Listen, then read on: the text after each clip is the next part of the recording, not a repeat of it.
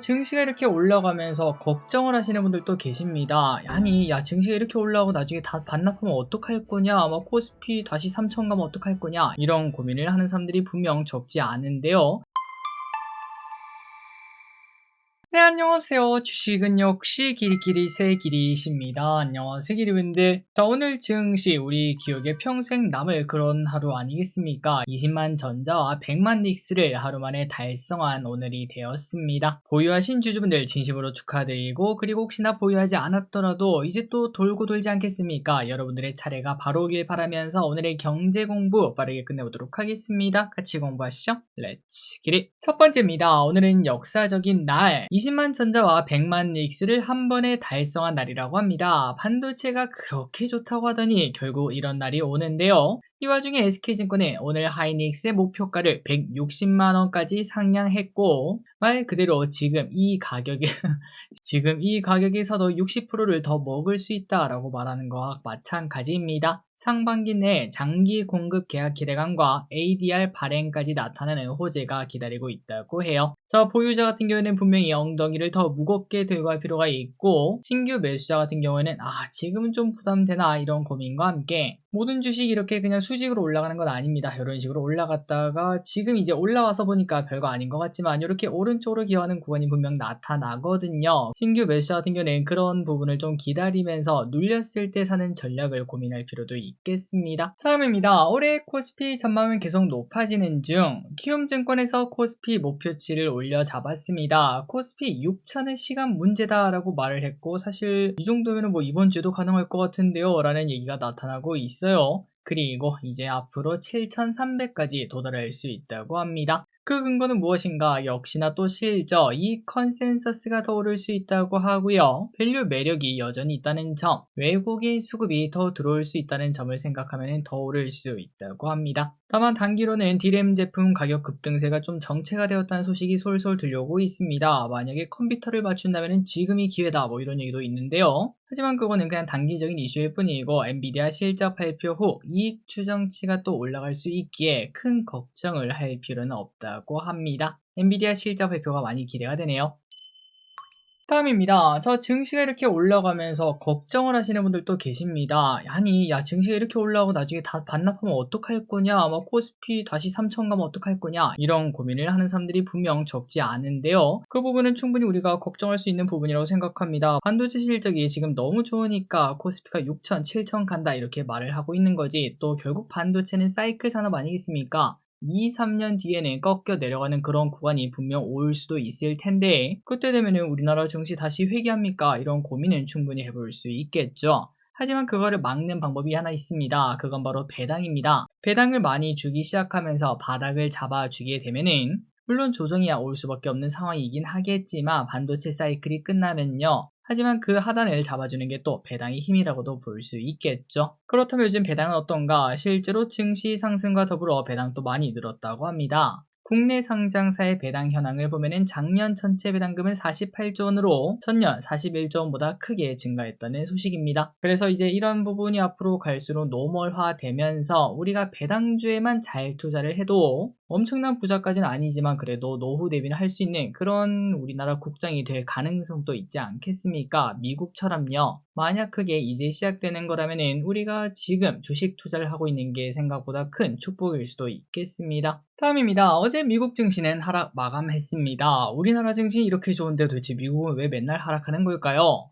미국이 하락한 이유는 트럼프의 관세가 위법으로 판단되자 트럼프가 발끈했고, 그러다 보니까 불확실성이 커졌고 증시는 하락 마감했다고 합니다. 거기다가 이제 엔비디아 실적 발표가 코앞에 있지 않겠습니까? 살짝은 걱정이 나오겠죠. 물론 좋을 건 아는데 예상보다 안 좋으면 어떡하지 이런 얘기. 그리고 또 얼마 전부터 AI 관련 소프트웨어 기업들이 막 하락하는 모습을 나타내지 않았겠습니까? 그 걱정이 이어지면서 어제 미국 증시는 흔들리는 모습을 나타냈다고 합니다. 하지만 결국은 엔비디아 실적 발표가 나온 다음 미국 증시 꽤나 오래 쉬었습니다. 한국 장과 달리 미국은 오른 게 없어요. 그러다 보니까 이제는 좀 다시 달려나갈 때가 되지 않았나 라는 생각이 들고, 그 시발점이 바로 엔비디아 실적 발표가 되길 진심으로 바라봅니다. 다음입니다. 전고체 배터리 기대감은 지소. 2차전지는 길게 보면 충분히 기회가 남아있는 섹터라고 봅니다. 전기차도 점진적으로 늘어날 것이고요. 로봇의 대수도 미래에는 절대적으로 많이 늘어날 수밖에 없기 때문이죠. 그리고 그 중심에는 뭐가 있다고요? 맞습니다. 전고체, 나트륨 배터리,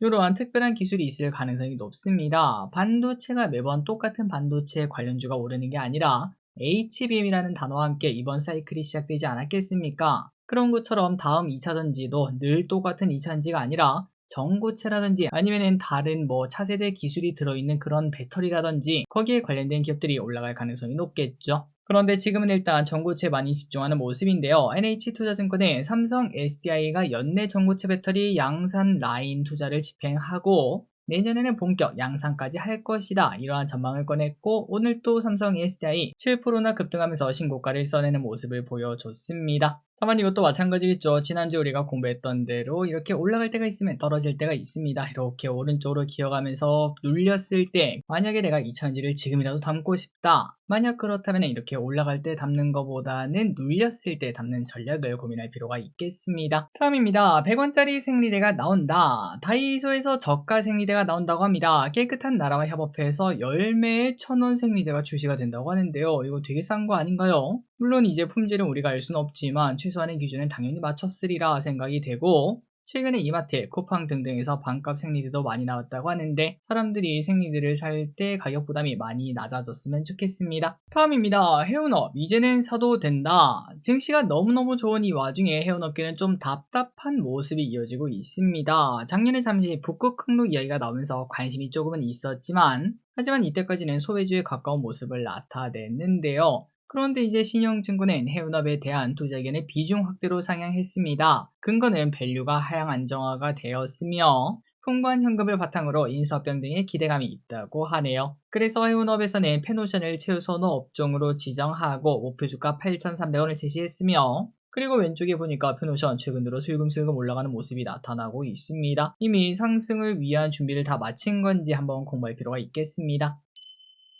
다음입니다. 집값 좀 잡혔나? 정부의 부동산 누르기가 이어지고 있는 가운데 주택가격 하락 기대가 커지고 있다고 합니다. 집값 전망 심리가 일단 급락했다는 소식. 한국은행에 따르면 주택가격 전망이 108로 2022년 7월 이후 최대 낙폭을 기록했다고 하는데요. 실제로 서울을 중심으로 최근 상승폭이 둔화되고 있다. 집값이 10억이 떨어졌다. 이런 뉴스가 심심찮게 들리지 않겠습니까? 하지만 결국은 시간이 지나봐야 알 수 있습니다. 과거에도 시간이 지나고 나니까 뭐야 정부에서 하는 거 딱히 없네 그냥 으름장이었네 이런 얘기가 나타나면서 눌렸던 집값이 더 폭발적으로 올랐던 그런 부분도 있었거든요. 이번에는 진짜로 집값을 잡을 수 있을지 한번 보도록 하겠습니다. 다음입니다. 오크라 주말에 협상 예상. 오크라 쪽에서는 좋은 소식이 들려오고 있습니다. 일단 이번 주에 추가 포로 교환이 나타날 수 있다고 해요. 그리고 빠르면 주말에 3자 협상을 할 수도 있다고 하는데요. 좋은 결과 있었으면 좋겠습니다. 그리고 이제 이러한 기대감이 나타나다 보니까 이제 재건 관련주는 조금씩 올라가는 모습을 현재 나타내고 있네요. 다음입니다. 하루 만에 마이너스 16%. 비만 치료제 대장이라고 할 수 있는 노브노디스크가 어제 마이너스 16%나 폭락하는 모습이 나타났습니다. 최근에 주가 흐름이 너무나 안 좋은데요. 그렇다면 이번에는 또 하락한 이유가 뭔가 봤더니 카그리세마라는 차세대 비만 치료제가 84주간 임상시험을 했는데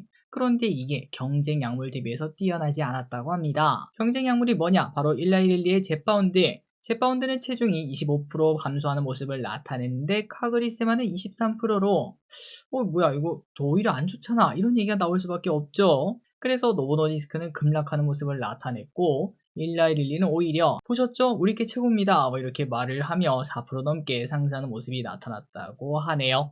자 그리고 앞으로 이제 경쟁 심화 걱정 때문에 노보노디스크가 주가가 더 안 좋아질 수 있다 이런 얘기도 나타나고 있는데요. 그 이유가 뭔가 봤더니 바로 중국 때문에 그렇습니다. 중국 그리고 인도 특허가 곧 만료된다고 하고 중국은 한 달 뒤인 3월 20일에 만료, 그 뒤를 이어 인도와 브라질 등도 점차 만료될 예정이며 우리나라는 28년에 만련이 된다고 하네요. 그렇다면 어떻게 될까요? 맞습니다. 중국 제약사 이미 10곳은 이미 복제약 출시를 준비하고 있고, 노보 노디스크 입장에서는 그 가격 그대로 팔면 당연히 안 팔리겠죠. 위고비의 가격을 원화 가격으로 40만원에서 20만원 반토막 내는 모습을 나타냈고, 일라일릴리도 선제적으로 80%는 낮추며 경쟁 심화 걱정이 솔솔 나타나고 있습니다. 자, 개인적으로 소비자 입장에서 봤을 때는 우리나라도 빨리 좀 낮았으면 좋겠다라는 생각이 들더라고요. 한 2년 뒤에는 우리도 위고비 가격이 좀 많이 떨어지겠구나 라는 생각이 들었습니다.